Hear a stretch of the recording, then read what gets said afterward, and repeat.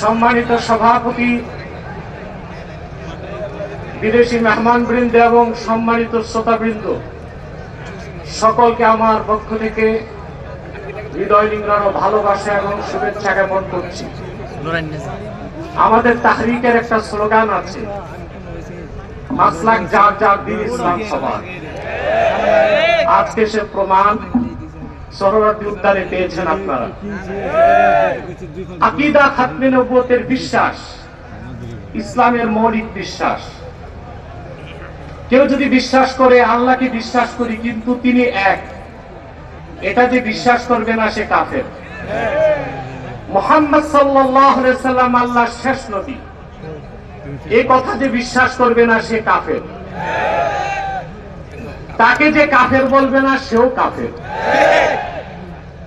আল্লাহ তাআলা তার হাবিব মুহাম্মদ সাল্লাল্লাহু আলাইহি সাল্লামকে ১৫০০ বছর আগে প্রেরণ করে নবুয়ত ও রিসালাতের দরজা চিরতরে বন্ধ করে দিয়েছেন। ওনার পরে আজ পর্যন্ত কোন প্রকারই নবী কিংবা রাসূল আসে নাই, এখনো নাই, কিয়ামত পর্যন্ত আসবে না। এটাই খাতমে নবুয়তের বিশ্বাস। এই বিশ্বাস ছাড়া কেউ মুসলমান হতে পারে না। আমাদের দেশে যারা প্রচলিত রাজনীতি করে তারা সেকুলার রাজনীতির দোহাই দিয়ে কাদিয়ানীদেরকে অমুসলিম ঘোষণা করতে চায় না। তাদের কাছে আমার প্রশ্ন, সেকুলার রাষ্ট্র আর গণতান্ত্রিক রাষ্ট্রের শুধু কাজ অমুসলিমদের স্বার্থ রক্ষা করা, আর দেশের প্রকৃত মালিক যে মুসলমান, যাদের ট্যাক্স আর ভ্যাটের টাকায় সরকারের মন্ত্রীদের গাড়ির পেট্রোল জ্বলে, সে মুসলমানদের মৌলিক দাবি আদায় না করা হয়, যেই সংবিধানে সেই সংবিধানও মানি না, সনদও মানি না। প্রিয় বন্ধুগণ, খাতমে নবুয়তের জিহাদ সবচেয়ে বড় জিহাদ। খাতমে নবুয়তের আন্দোলন সবচেয়ে বড় আন্দোলন। আপনারা আগেও শুনেছেন, রাসূলুল্লাহ সাল্লাল্লাহু আলাইহি সাল্লামের জামানায় 10 বছরের যুদ্ধে ইসলামের পক্ষে এবং বিপক্ষে মোট মানুষ নিহত হয়েছিল 1018 জন। আর সিদ্দিক আকবরের জামানায় মুসাইলামাতুল কাজ্জাবের বিরুদ্ধে যে অভিযান হয়েছিল, সেই যুদ্ধে 1000-এর উপর সাহাবী শাহাদাত বরণ করেছিলেন। যুগে যুগে মিথ্যা নবুয়তের দাবিদাররা যখনই এসেছে, উম্মতের মুসলমান তরবারি দিয়ে ফায়সালা করেছে। ইসলাম পরিপূর্ণ হওয়ার হাজার হাজার বছর পরে ইংরেজ আমলে এক শয়তান, ইংরেজদের পা চাটা গোলাম মির্জা গোলাম শয়তান কাদিয়ানী নবুয়ত দাবি করেছিল। তাকে আমি গোলাম আহমদ বলি না, কাফের কখনো গোলাম আহমদ হতে পারে না। কাজ্জাব কাদিয়ানী ছিল গোলাম শয়তান কাদিয়ানী। 1908 সালে আল্লাহর গজবে সে ধ্বংস হয়ে জাহান্নামের কুকুর হয়েছে। তার অনুসারী কাদিয়ানীরা বাংলাদেশে এখন ব্যাপক উৎপাত করছে।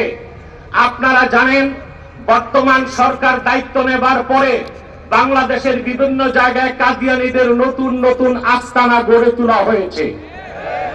কাদিয়ানীদের আস্তানা পাহারার জন্য সেনাবাহিনী, পুলিশও মোতায়েন করা হয়েছে।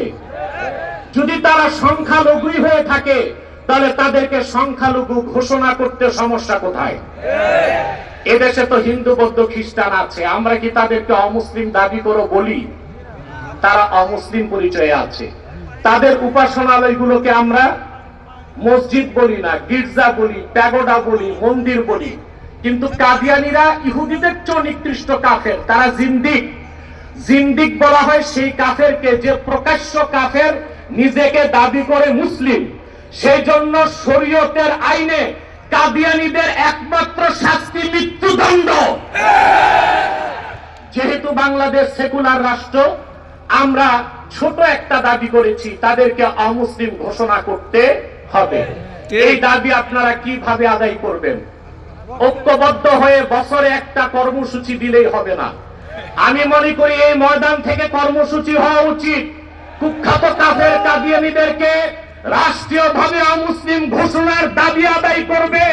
হোক বিএনপি, হোক জামাত, যে ঘোষণা দিবে তাকে নির্বাচিত করে বাংলাদেশের ক্ষমতায় পাঠানো হবে। আপনারা রাজনৈতিক দলের নেতৃবৃন্দ, ইসলামী রাজনীতির দোহাই দিয়ে যারা আন্দোলন করেন, আপনাদের কর্মসূচিতে কেন ঘোষণা দেন না?